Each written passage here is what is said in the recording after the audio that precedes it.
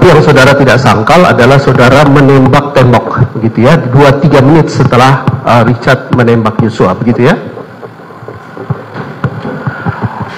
Kalau ternyata menurut saudara saksi, penembakan yang dilakukan oleh saudara Richard tersebut adalah keputusan sendiri, saudara kan tidak seharusnya membuat skenario tembak-menembak dengan cara menembak dinding.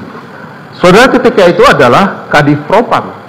Sudah barang tentu ketika saudara melakukan hal tersebut, maka indikasi bahwa saudara yang merekayasa, merencanakan ini menjadi terlihat. Bagaimana? Mohon penjelasan fakta yang sebenarnya. Cerita yang saya buat pasca kejadian itu, saya terpikir bagaimana menyelamatkan ajudan saya. Itu saja, karena saya itu yang kemudian saya sesali bahwa kenapa saya harus melakukan itu, karena pada akhirnya kemudian terungkap. Itu mungkin yang perlu saya sampaikan. Tampaknya sudah saksi di pengadilan ini sangat berargumentasi seolah-olah mau melindungi klien kami, tetapi ketika klien kami mengatakan bahwa saudara juga ikut menembak, saudara menolak pernyataan saksi kami, fakta yang disampaikan oleh klien kami. Saya tidak melihat kejujuran yang sesungguhnya dari saudara saksi. Berikut, logikanya jika itu keputusan pribadi dari Richard untuk menembak Yosua, seharusnya Anda sebagai seorang polisi ya, Kadif Propam, Anda yang harus menangkap saudara Richard, memproses hukum saudara Richard.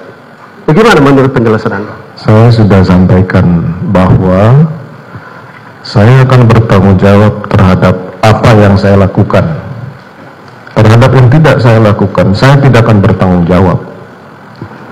Kalau soal saudara bertanggung jawab, hukumlah yang akan menentukan. Ya. Sebagai polisi berpangkat jenderal ya, seharusnya menurut hemat kami, logika saudara itu lebih kuat daripada feeling saudara, sehingga Anda tidak impulsif dalam merespon laporan istri saudara.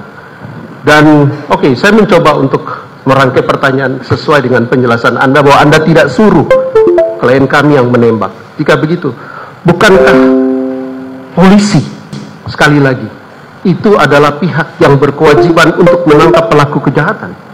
Dalam hal ini Richard. Saya kan sudah sampaikan bahwa saya sudah menerima resiko dipecat dari apa yang saya lakukan. Kan sudah selesai itu. Sekarang kita sisa bagaimana kemudian saya berikan kesaksian kepada adik-adik saya yang ada ini. Saya sudah menerima semua akibat dari yang penasihat hukum sampaikan bahwa saya tidak pakai logika apa segala macam. Itu saya sudah siap hadapi dan saya sudah dipecat dan kemudian sudah menjalani proses hukum ini. Masih ada pertanyaan lagi? Baik, kalau Anda memang merasa bahwa istri Anda dilecehkan, sebagai seorang jenderal polisi, apakah solusinya itu menghajar pelakunya? Itu kan main hakim sendiri. Saya tidak akan berpendapat terhadap pertanyaan ini. Masih ada lagi? Oke, baik. Di Saguling, ketika itu, apa yang saudara katakan kepada klien kami, Richard Eliezer? Tadi sudah ditanyakan. Jangan ditanyakan lagi, yang sudah itu jangan diulang. CCTV yang di lantai 2, lantai 3 Saguling sekarang gimana?